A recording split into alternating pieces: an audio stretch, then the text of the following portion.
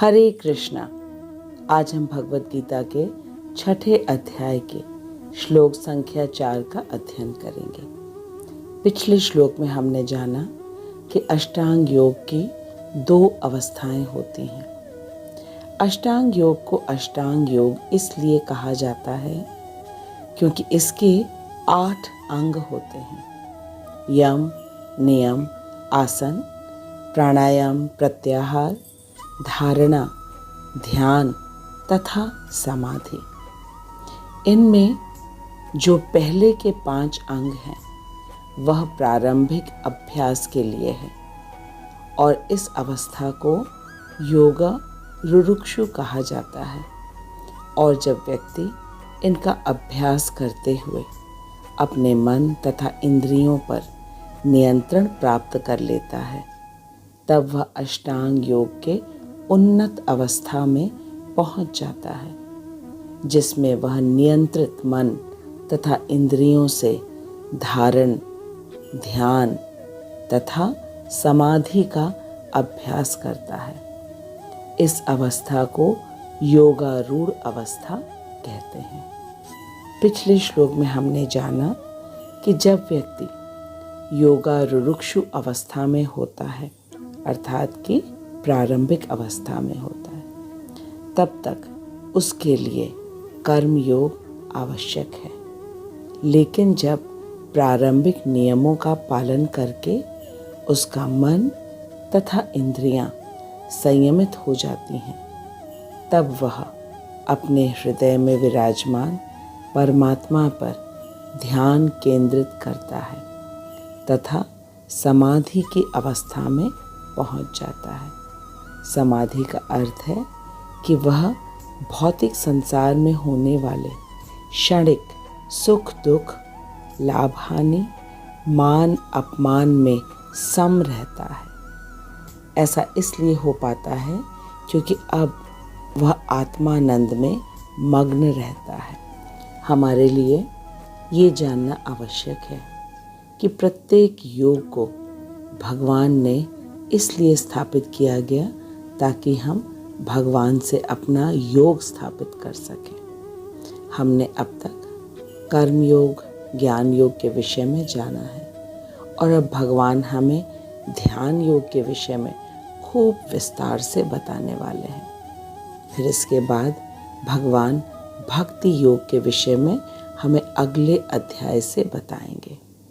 तो कुल मिला के 4 योग हैं: कर्म योग, ज्ञान योग, ध्यान योग तथा भक्ति योग। साधारण रूप से योग के नाम पर पूरे संसार में जो शारीरिक आसन किया जाता है वह तो केवल एक हिस्सा है अष्टांग योग का।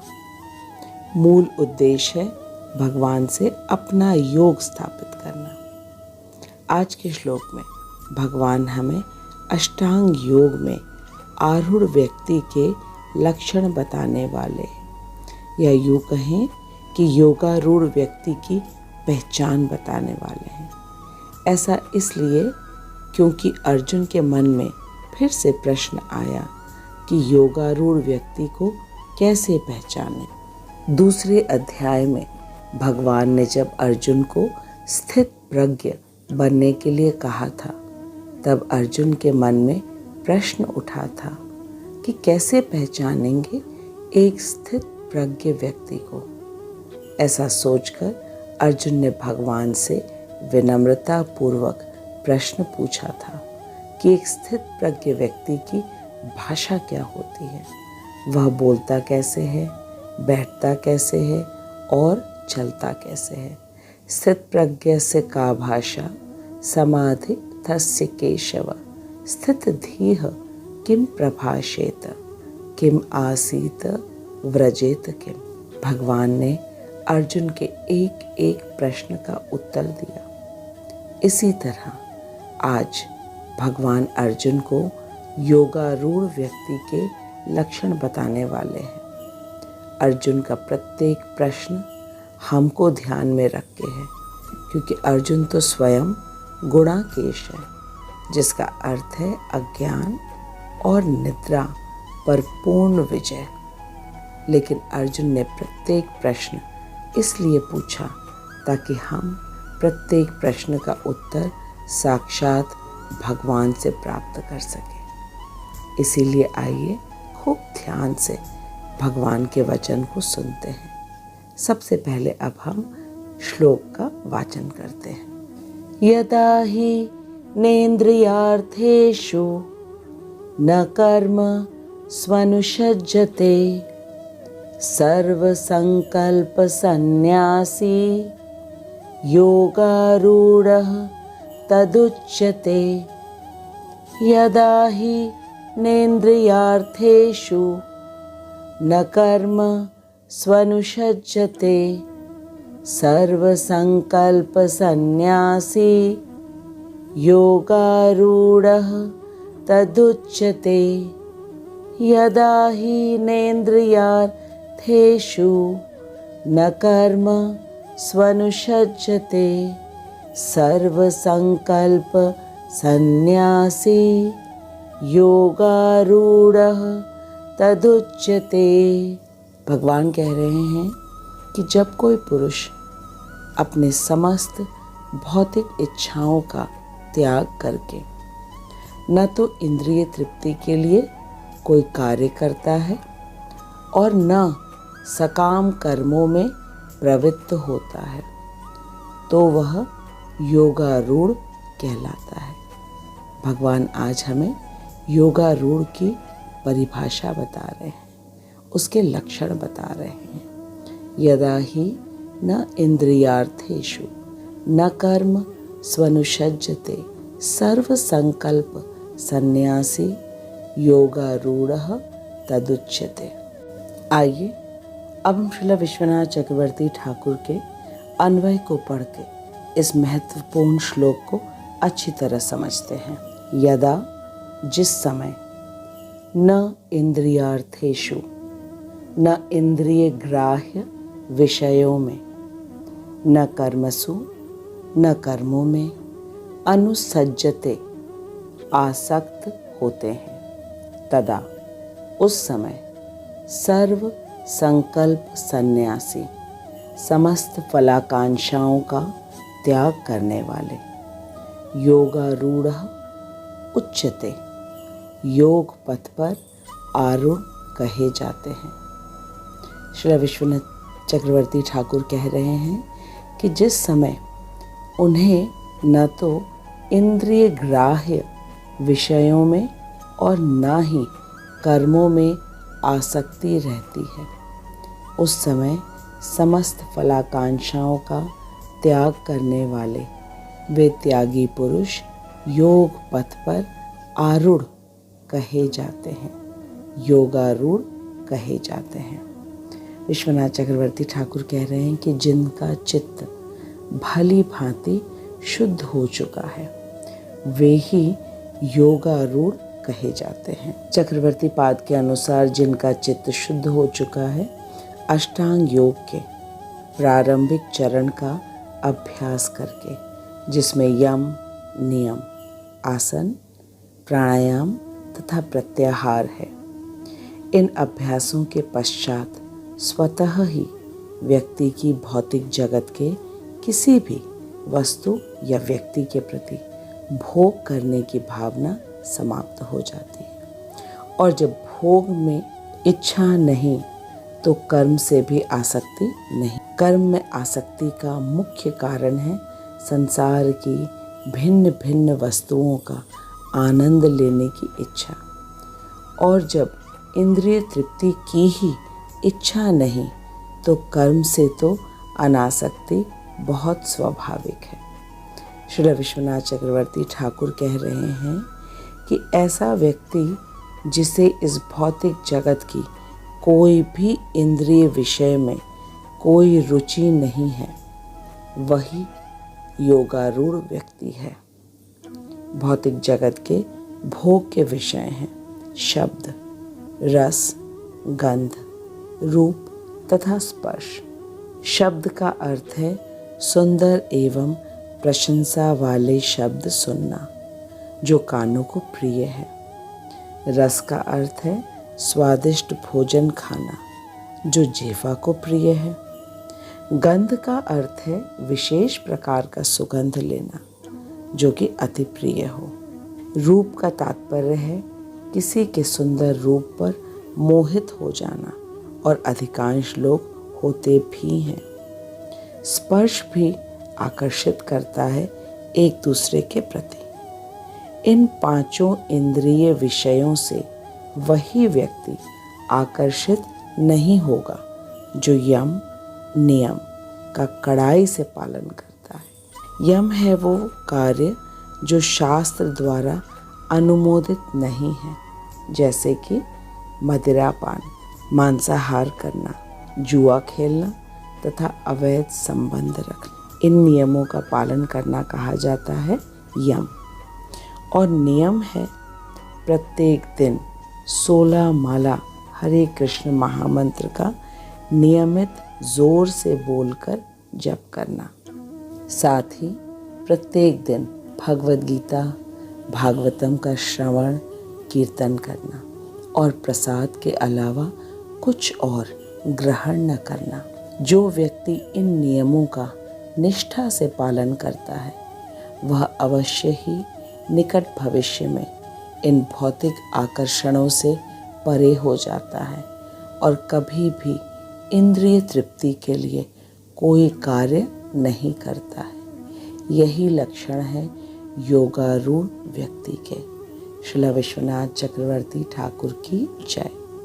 अब हम श्रील प्रभुपाद का तात्पर्य पढ़ेंगे। जगत गुरु श्रील प्रभुपाद की जय। अनंत कोटि वैष्णवों की जय। श्रील प्रभुपाद कह रहे हैं कि जब मनुष्य भगवान की दिव्य प्रेमा भक्ति में पूरी तरह लगा रहता है तो वह अपने आप में प्रसन्न रहता है और इस तरह वह इंद्रिय तृप्ति या सकाम कर्म में प्रवृत्त नहीं होता।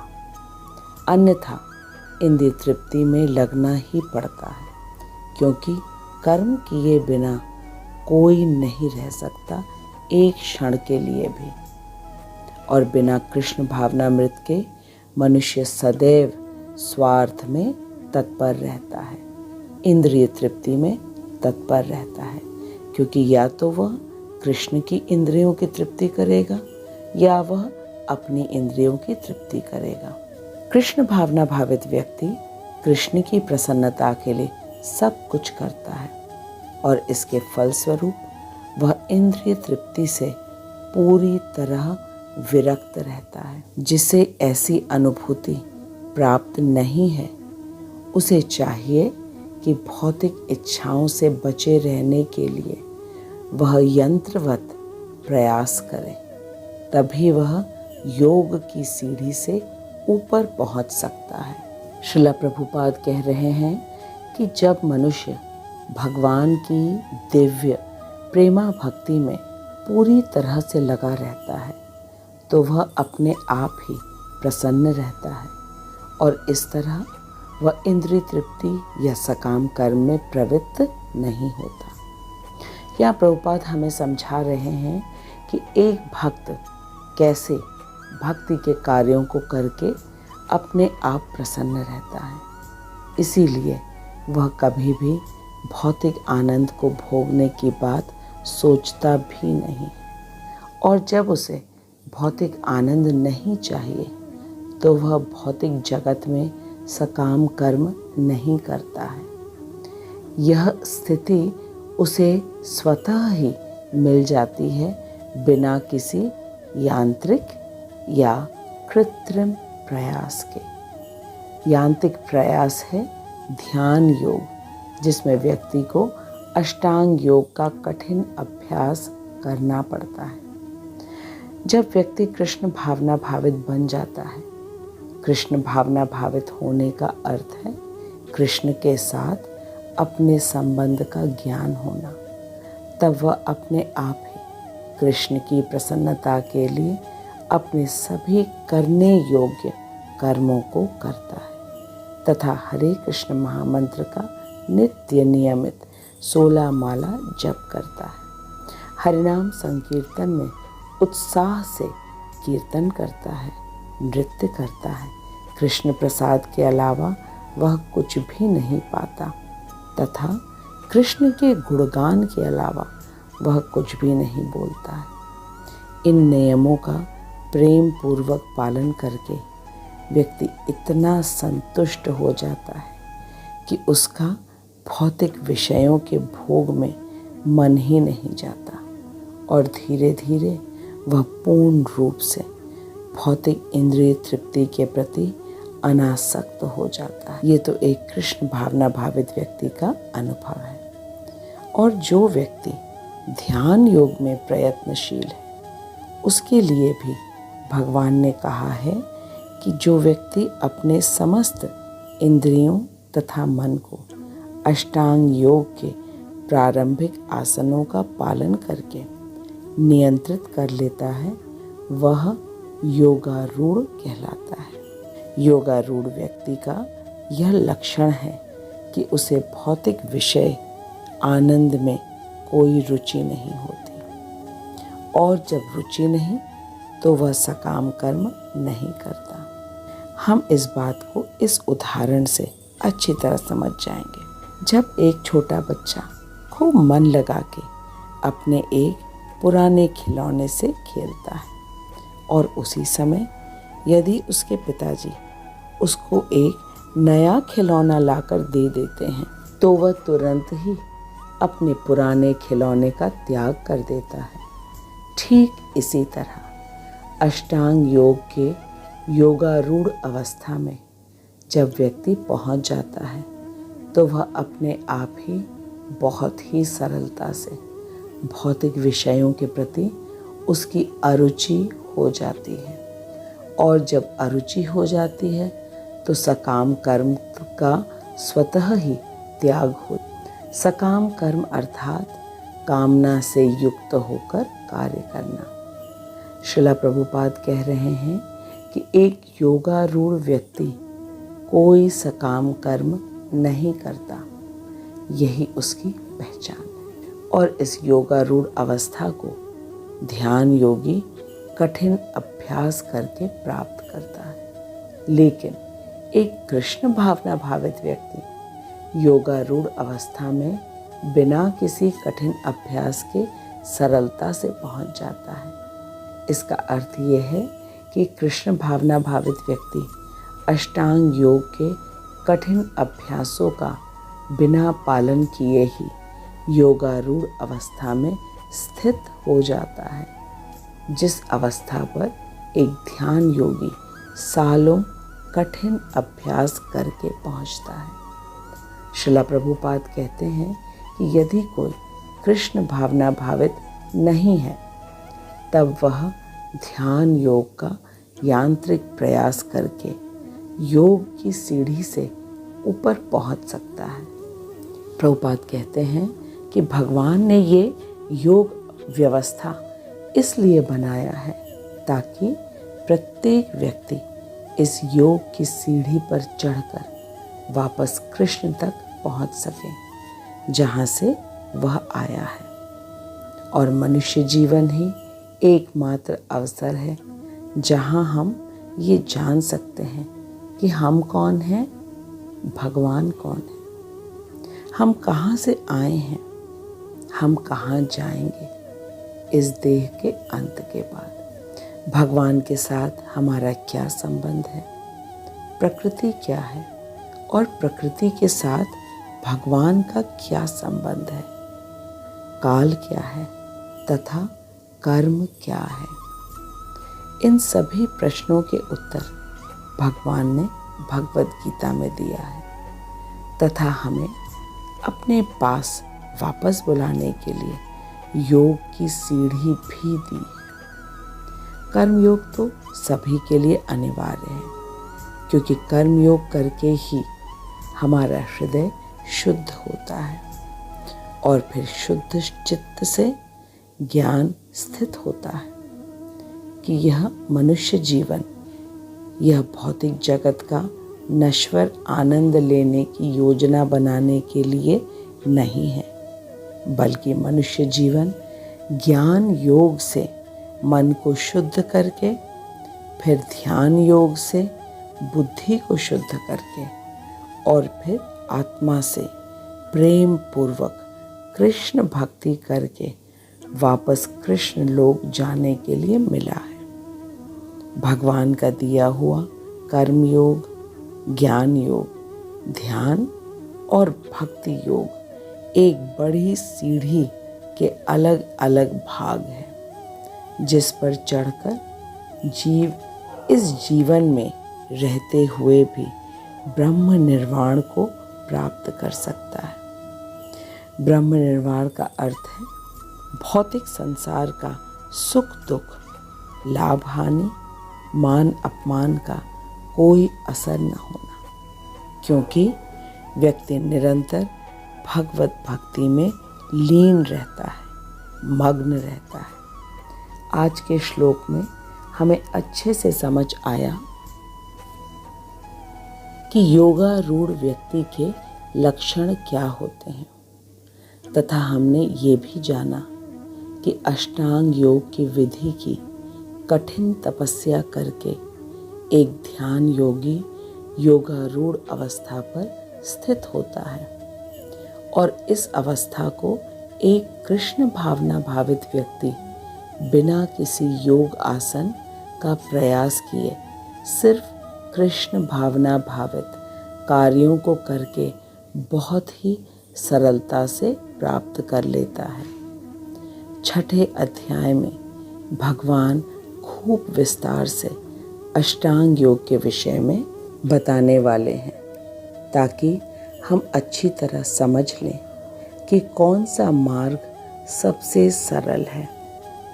हम सभी कई बार ऋषि विश्वामित्र तथा स्वामी हरिदास ठाकुर जी की कथा को सुन चुके हैं। ऋषि विश्वामित्र का 60,000 सालों का अष्टांग योग की तपस्या असफल हो गई और स्वामी हरिदास ठाकुर जी ने हरे कृष्ण महामंत्र सुना के एक वैश्या को शुद्ध भक्त बना दिया। इससे स्पष्ट होता है कि कृष्ण भक्ति मार्ग कितना सरल है, लेकिन सबसे ज़्यादा शक्तिशाली है मन तथा इंद्रियों को नियंत्रण में रखने के लिए। मैं श्रीला प्रभुपाद, श्रीला विश्वनाथ चक्रवर्ती ठाकुर और अपने शिक्षा गुरु हिज ग्रेस हरिमोहन दास प्रभु जी को दंडवत प्रणाम करती हूँ, जिनकी अहेतु की कृपा से हम भगवत गीता के परम गुह्य ज्ञान को यथा रूप में समझ रहे हैं। मैं आपको धन्यवाद देती हूँ कि आप इतनी एकाग्रता से एवं निष्ठा से भगवान के वचनों को सुन रहे हैं। अब हम अगले सप्ताह अगले श्लोक के साथ मिलेंगे। तब तक आप खूब अच्छी तरह इस वीडियो को देखिए, अन्यों के साथ शेयर कीजिए और हरे कृष्ण महामंत्र का जप खूब अच्छी तरह करिए। हरे कृष्ण कृष्ण कृष्ण हरे हरे, हरे राम राम राम हरे हरे। कलयुग केवल नाम आधारा, सिमर सिमर नर उतरहि पारा। हरिर नाम एव केवलम, कलौ नास्तिव गतिर अन्यथा। कलयुग में इस भव सागर से पार होने का एकमात्र उपाय है कि हम भगवान के पवित्र नाम का पूरे निष्ठा से जप करें। जप करने का अर्थ है कि मुख से हम भगवान के नाम का उच्चारण करें और अपने कानों से सुनें। इस प्रकार हमारा मनुष्य जीवन सफल हो जाएगा। अब हम अगले सप्ताह मिलेंगे। तब तक आप खूब आनंद से जप करिए, वीडियो देखिए, अन्यों के साथ शेयर करिए और खूब प्रसन्न रहिए। जगत गुरु श्रीला प्रभुपाद की जय। अनंत कोटि वैष्णवों की जय। हरे कृष्ण।